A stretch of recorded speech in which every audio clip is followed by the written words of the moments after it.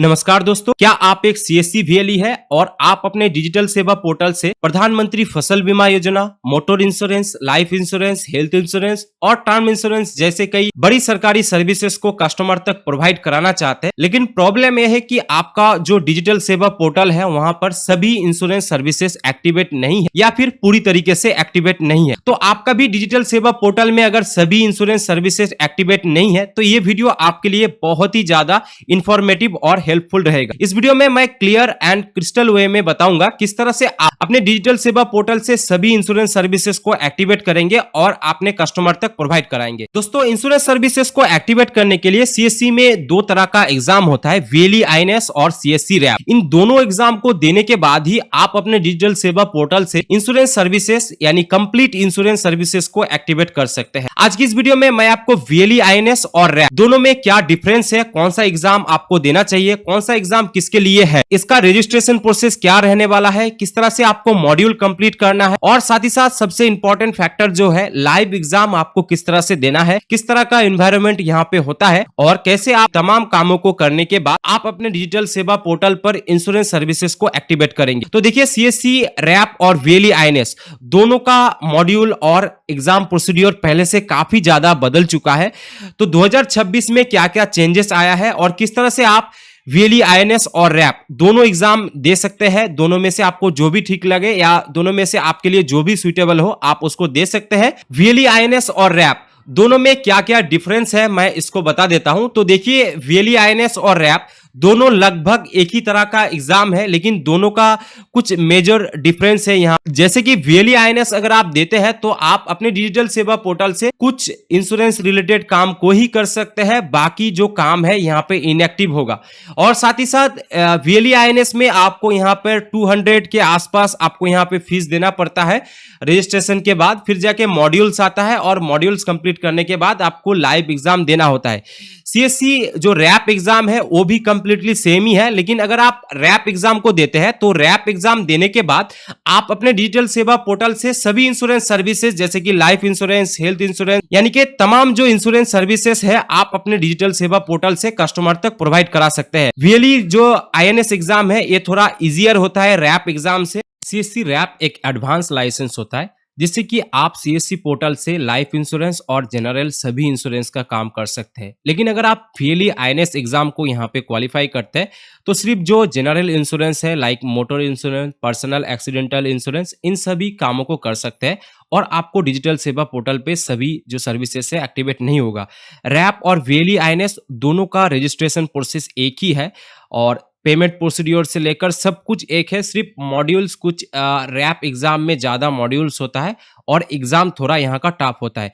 तो मैं फिलहाल रैप जो रजिस्ट्रेशन है कर चुका हूँ। जो भी रैप रजिस्ट्रेशन करना चाहते हैं वो वीएलई आईएनएस का रजिस्ट्रेशन प्रोसेस देख के कर सकते हैं। तो फिलहाल मैं रैप में लॉगिन होऊंगा, लेकिन लॉगिन होने से पहले मैं रजिस्ट्रेशन प्रोसेस रैप और वीएलई आईएनएस का एक ही है, सारा चीज एक है, सिर्फ मॉड्यूल्स और एग्जाम पैटर्न अलग होता है। तो मैं फिलहाल रजिस्ट्रेशन प्रोसेस यहाँ से दिखाता हूँ। आप में से कोई भी अगर रैप एग्जाम को भी सिलेक्शन करते हैं तो रजिस्ट्रेशन प्रोसेस बाकी सब कुछ सेम ही रहेगा, सिर्फ फीस अगर आप वीएलई आईएनएस देते हैं तो यहाँ पे 200 का फीस कटेगा। अगर आप रैप एग्जाम के लिए रजिस्ट्रेशन करते हैं तो आपके लिए यहाँ पे 350 रुपया पेमेंट कटेगा, जो आपके सीएससी वॉलेट से पेमेंट कटेगा। तो फिलहाल मैं रजिस्ट्रेशन ऑप्शन पे क्लिक करता हूँ और रजिस्ट्रेशन ऑप्शन पे क्लिक करने के बाद ही आपको अपना यूजर आईडी और पासवर्ड से और कैप्चा देके लॉगिन होना है। और लॉगिन होने के बाद कुछ इस तरह से इंटरफेस आपके सामने देखने के लिए मिलेगा। कुछ बॉक्स जैसा कि फादर्स नेम, मदर्स नेम, ये सब ब्लैंक रहेगा, साथ ही साथ मोबाइल नंबर भी ब्लैंक रहेगा। जेंडर आपको यहाँ से सिलेक्शन कर लेना है, डेट ऑफ बर्थ आपको यहाँ से सिलेक्शन कर लेना है, रिलीजन और कैटेगरी आपको यहाँ से सिलेक्शन कर लेना है। उसके बाद आप नीचे आएंगे, यहाँ से अपना रिलीजन और यहाँ से कैटेगरी सिलेक्शन करने के बाद पासपोर्ट साइज अपना एक फोटो अपलोड करेंगे। आपका एजुकेशनल क्वालिफिकेशन जो भी हाईएस्ट है 12 पास, 10 पास या ग्रेजुएट आप यहाँ से सिलेक्शन करेंगे। साथ ही साथ इस पेज को स्क्रॉल डाउन करके नीचे आएंगे, अपना कंप्लीट एड्रेस आप यहाँ पर टाइप करेंगे। उसके बाद आपको यहाँ पर 3 तरह का डॉक्यूमेंट्स अपलोड करना होगा, जिसका मैक्सिमम साइज होगा 75 KB और फॉर्मेट होगा पीडीएफ और जेपीईजी। तो यहाँ पर आप फोटो आईडी प्रूफ में आप अपना आधार कार्ड को सिलेक्शन करेंगे, अपना आधार नंबर यहाँ पर टाइप करेंगे और आधार कार्ड का जो बोथ साइड स्कैन कॉपी है अंडर 75 KB आपको यहाँ पर अपलोड करना है। साथ ही साथ उसी तरह से पैन आपको यहाँ पर अपलोड कर देना है और पैन कार्ड नंबर आपको यहाँ पे टाइप कर देना है और साथ ही साथ आपका हाईएस्ट एजुकेशनल जो क्वालिफिकेशन है यानी मार्कशीट है उसको आपको यहाँ पे अपलोड कर देना है और यहाँ पे आपको कुछ भी लिखना नहीं है। और अपलोड करने के बाद आपको यहाँ पर पे ऑप्शन आएगा, जैसा कि आप सभी इंश्योरेंस का काम करते हैं, तो इसके बाद आपका सीएससी वॉलेट से पेमेंट कटेगा और पेमेंट कटने के बाद ही आपको एक मॉड्यूल दे दिया जाएगा। तो फिलहाल मैं बीएलई आईएनएस एग्जाम के लिए रजिस्ट्रेशन फी पेमेंट नहीं करूंगा, क्योंकि मैं ऑलरेडी रैप एग्जाम को रजिस्ट्रेशन दे चुका हूं और मैं लॉगिन कर चुका हूं।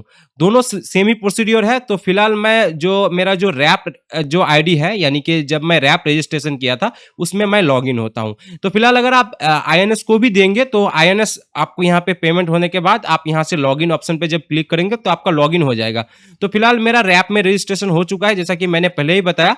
तो मैं फिलहाल लॉगिन ऑप्शन पे क्लिक करता हूं और लॉगिन ऑप्शन पे क्लिक करने के बाद आपके सामने यहाँ का कुछ इस तरह से इंटरफेस देखने के लिए मिलेगा, जो कि आपको यहाँ पे दिख रहा होगा कि मेरे पास रैप का सर्टिफिकेट इशू हो गया है और मॉड्यूल्स मैंने कंप्लीट कर लिया है और एग्जाम मैंने कंप्लीट कर लिया है। अगर आप पहली बार लॉगिन करेंगे तो आपको इन सब जो ऑप्शन है ये आपके सामने नहीं आएगा। आपके सामने मॉड्यूल दिखाएगा कि आपने कितना कंप्लीट किया है, यानी ये सब ऑप्शन आपका ब्लैंक रहेगा। तो आपको पर्सनल डिटेल्स में पहले चले जाना है और यहाँ पर अगर कुछ भी डिटेल्स आपको अपडेट करने का रिक्वायरमेंट होता है तो आप अपडेट कर सकते हैं। और उसके बाद आप मॉड्यूल्स में आएंगे। तो मॉड्यूल में जैसा कि आप देख सकते हैं मैंने यहाँ का सारा जो मॉड्यूल है लॉन्च कर लिया है। आपके सामने फर्स्ट मॉड्यूल लॉन्च करने का ऑप्शन आएगा। लॉन्च करने के बाद आपके सामने एक पीडीएफ आएगा, ठीक है। तो पीडीएफ रीडर या कुछ भी आपका जो सिस्टम में एप्स है वहां से आप इसको एक्सेस कर सकते हैं और इस तरह से अगर आप डाउनलोड भी करना चाहे तो भी डाउनलोड कर सकते हैं। जैसा कि आप देख सकते हैं इस तरह से मैं हर एक मॉड्यूल को देखूंगा, यहाँ पे क्या क्या टॉपिक है और अच्छे से इन सभी को मैं मेमोराइज कर लूंगा। तो एक एक करके आपको सारा जो मॉड्यूल्स है इस तरह से लॉन्च करना है और लॉन्च करने के बाद सारा जो यहाँ का नोट्स है इसको छोटा सा नोट्स बनाना है। या आप चाहे तो यूट्यूब पे ऐसे बहुत सारे वीडियो है जो कि रैप या वीएलई आईएनएस दोनों का मैंने पहले ही बताया था, मॉड्यूल लगभग सेम ही होता है। सीएससी रैप थोड़ा टफ होता है, तो आप देख लेना यूट्यूब पे बहुत सारे ऐसे वीडियो है जो कि रैप का एग्जाम आपको वहां पे प्रिपरेशन कराएगा। बहुत सारे क्वेश्चन है, आपको उसको अच्छे से मेमोराइज करना है और मेमोराइज करने के बाद तब जाके रैप का जो एग्जाम है या आप चाहे तो वीएलई आईएनएस का जो एग्जाम है दे सकते हैं। तो फिलहाल मेरा जो फर्स्ट मॉड्यूल है कुछ इस तरह से, आप चाहे तो इसको प्रिंट आउट करके भी रख सकते हैं। तो फिलहाल मैं बैक होता हूं और बैक होने के बाद आपको इस तरह से हर एक मॉड्यूल को लॉन्च करना है, ठीक है। तो एक साथ आपका सारा मॉड्यूल लॉन्च नहीं होगा, पहले आप एक को क्लिक करेंगे, देन आपको 2 मॉड्यूल पे जाना है, देन आपको 3 मॉड्यूल पे जाना है, ठीक है। ऐसा नहीं है कि आप एक मॉड्यूल के बाद सीधा 10 मॉड्यूल तक पहुंच सकते हैं।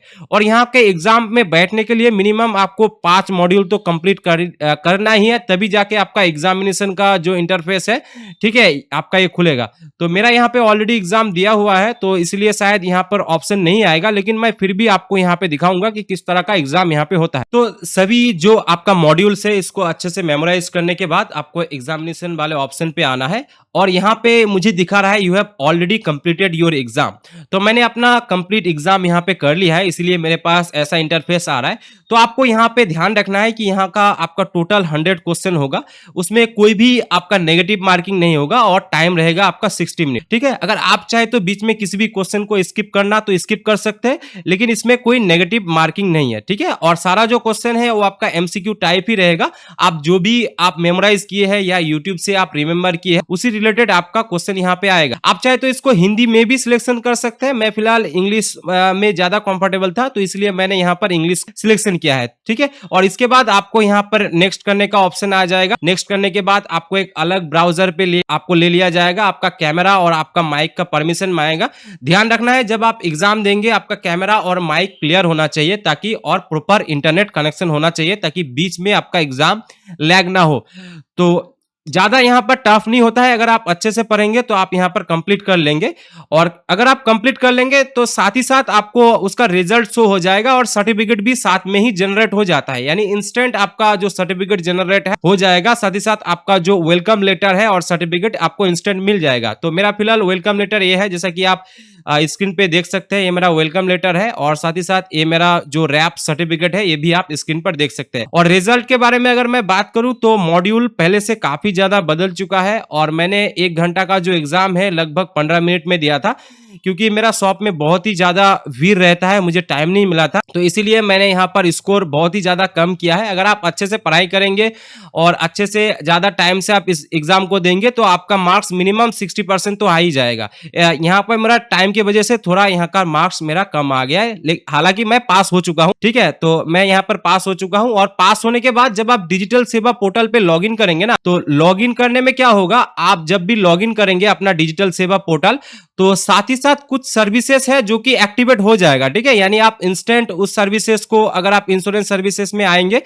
तो आपका जो सर्विसेज है एक्टिवेट हो जाएगा, लेकिन कुछ कुछ इंश्योरेंस सर्विसेज को एक्टिवेट आपको करना होगा। जब आप क्लिक करेंगे तो आपको कुछ रजिस्ट्रेशन लिया जाएगा, ओटीपी वगैरह लिया जाएगा, तो आप अपने हिसाब से कर लेना, क्योंकि आप एक वीएलई है, आपको भी अच्छा खासा नॉलेज होगा ही इन सब के बारे में। आशा करता हूं आज के इस दिए गए जानकारी आपको पसंद आया होगा। अगला वीडियो में हम बात करेंगे सीएससी से किस तरह से आप किसी भी टाइप का इंश्योरेंस करेंगे, यानी एक लाइव इंश्योरेंस मैं आपको करके भी दिखाऊंगा सीएससी पोर्टल से। तो इसलिए आप हमारे चैनल को सब्सक्राइब करके रखिए ताकि आने वाले हर एक वीडियो की नोटिफिकेशन आप तक सबसे पहले पहुंचे। आज की इस वीडियो को मैं यही खत्म करता हूं। अगर आपको और भी कुछ जानना है तो आप हमारे कमेंट सेक्शन पे कमेंट कर सकते हैं, साथ ही साथ आपको हमारे सोशल मीडिया लिंक्स मिल जाएगा, आप वहां पर भी डायरेक्ट कम्युनिकेट कर सकते हैं। आज की इस वीडियो को मैं यही खत्म करता हूं, तब तक के लिए जय हिंद, वंदे मातरम।